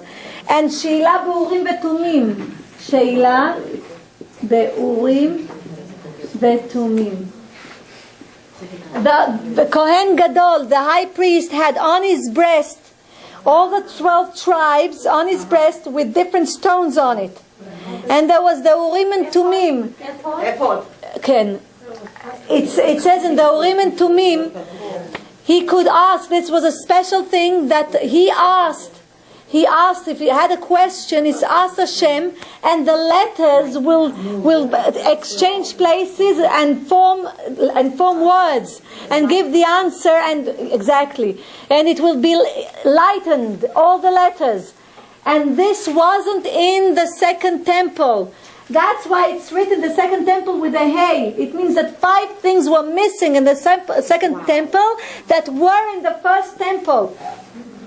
I just wanted to give you a small thing about Parashat Pikudei, so we'll touch it. Okay, this the first thing is Aaron. It looks like a chet. It's Aaron. Aaron is the ark where the tablets were, the broken ones and the second ones. Okay, the Aaron. Okay, and then the kaporet. Kaporet is the curtains that were covered. Yes, that covered the ark. And on the ark were akruvim ayu, the angels, the 2 angels that faced each other. This is the first one. Okay, the second one is Esh HaTamid, is the fire that used to burn there all the time. The fire from Hashem, that Hashem used to take the fire down from heaven. It was eternal fire, but... Yes, eternal fire. And then the Shekhinah. The third thing is the Shekhinah. What was the Shekhinah. The fourth thing is Ruach HaKodesh, the Holy Spirit, the Spirit of Hashem. And then Sheila B'urim V'tumim. And that was a gift that God gave the big priest, the high priest, the Kohen HaGadol, that he can ask questions. But then he took it away from them. 5, and why? You know why? Because the second temple was built by Hordus. And the second is Ezra Sofer, and Ezra Sofer wanted, even part of the Jews that weren't in Israel, for example, before the ruining of the first temple, the Jewish people from Judah, from Shevet Yehuda, went to exile. They went to exile to Yemen. So that's why it says that when you'll see that the Yemenite, when they read from the Torah, they read from the Torah in the holy language, pasuk, a sentence, and then they translate it immediately to Aramaic. You'll see that they're the only ones that do that. But those are traditions before the ruining of the first temple. Do you understand? And you'll see it even sorry? And I was told that they are the more closer by the Nigunim. Yes, because the Nigunim, everything, because they went before the ruining of the first temple. All of the children of Israel went to exile from Israel. Once they went to exile, they didn't have things with them because everything was taken. So everything, all the Sidurim and things they wrote from their memory. Part of them had things with them, part of them didn't. So do you understand?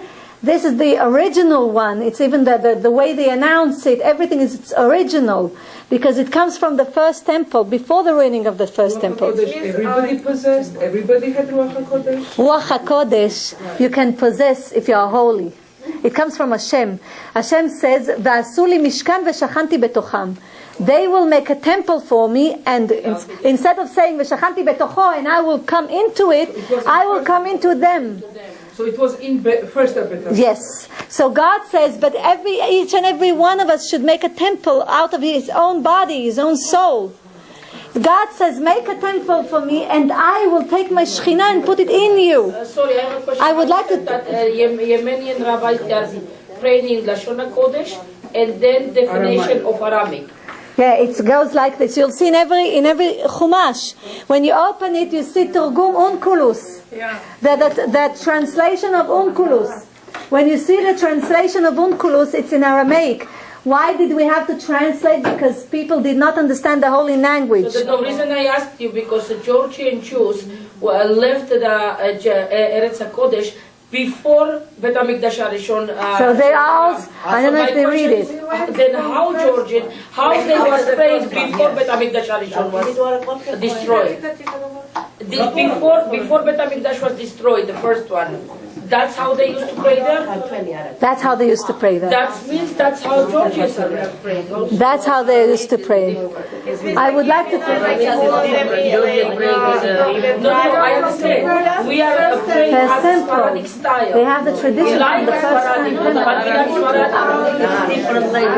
Okay, I would like to say something.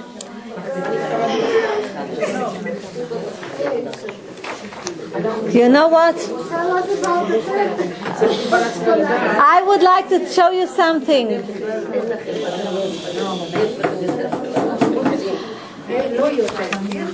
I would like to tell you something.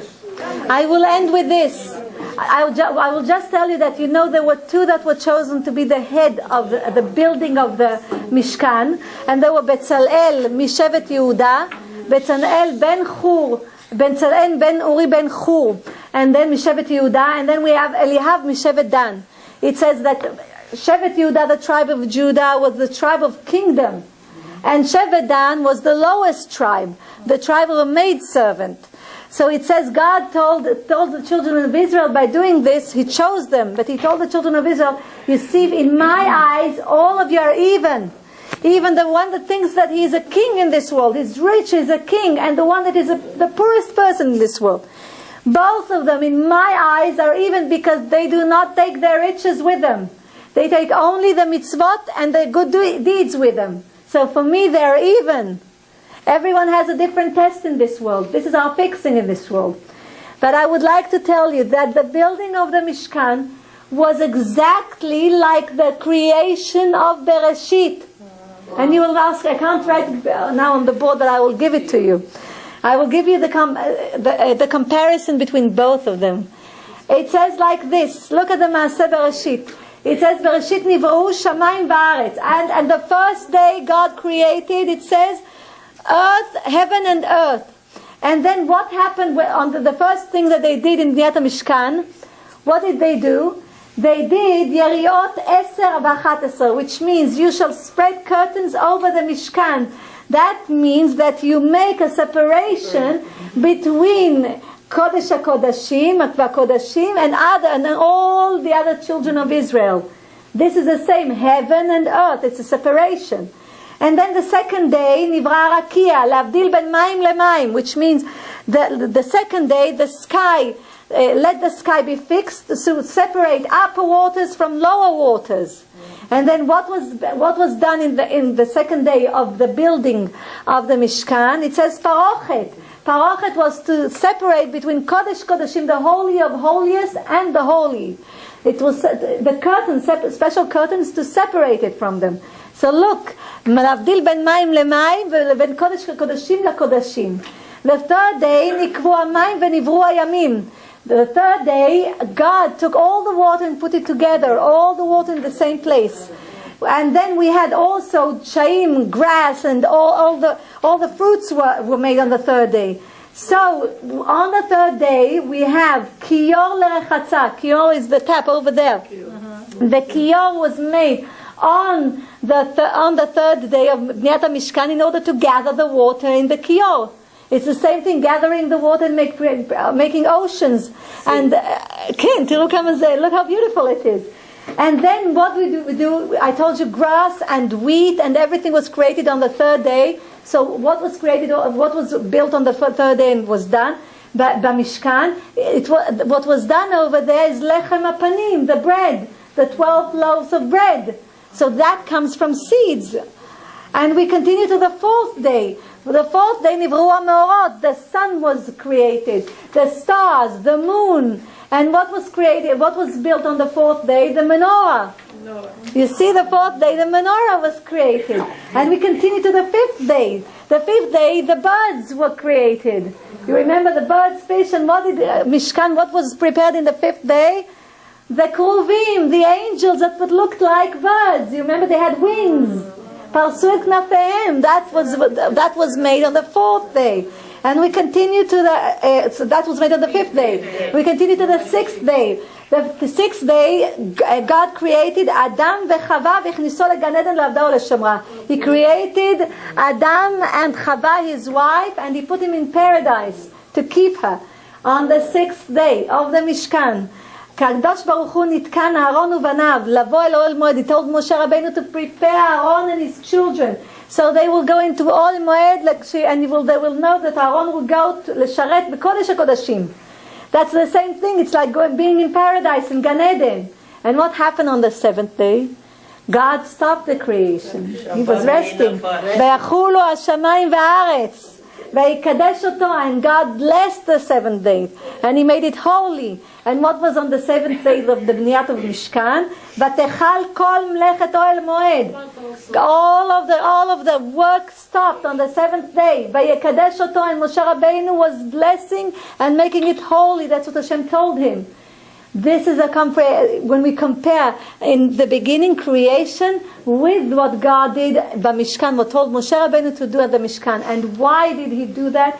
The Mishkan is called Mishkan HaEdut. It's the Mishkan of testimony. So all the nations cannot say that God did not forgive His children. Because it says, I don't know if I told you this story, there was a story about a maidservant that was, her skin was black, was very dark, and one day she went with her friend and she was going to bring water to her mistress, and she told her friend, you know, my master is going to divorce his wife. And her friend asked her, why do you think he's going to divorce his wife? She says, listen, she came home, his wife, and she worked in the garden and all her hands were black. You know, they had mud on them and dirty. They were dirty from the earth that she was planting plants. So she said because of that her husband was so mad with her, he's going to divorce her. And you know what? He's going to marry me. He's going to divorce her and marry me. So her friend says, did your ears listen to what your mouth said just right now? She said, you said that your mistress has a light color of skin. And you said that because of her light color, only because of her hands that were dirty and were dark, he wants to divorce her. But you were born dark skinned from the day that you were born. So you think that he's going to look at you and to marry you? The same thing, this is the parable, the same thing is about the children of Israel. All of the nations said, now God is going to desert the children of Israel. He's going to take us as His firstborn. But then the children of Israel said, Knesset Israel told them, listen, we sinned once, we worshipped idols once, but you who sinned from the moment that you are born and you worship idols, you think that he is going to take you as his firstborns? God forgave the children of Israel, and the testimony for that is Mishkan HaEdut. In order to show all of the nations that God forgave his children. And Be'ezrat Hashem, God will forgive us and bring Mashiach b'mehera b'yameinu amen. And I would like to say that I would like to wish all of you גאולה פרטית וכללית עלינו ועל כל בית ישראל. שיגיע משיח צדקנו ב'מהרה ב'yameinu amen. אליהו הנביא זכור לטוב, אמן. And I would like to say, לעולם ייפרד אדם מחברו בדבר הלכה יחיד ורבים הלכה כרבים. God bless you. We'll meet next week Wednesday, Be'ezrat Hashem.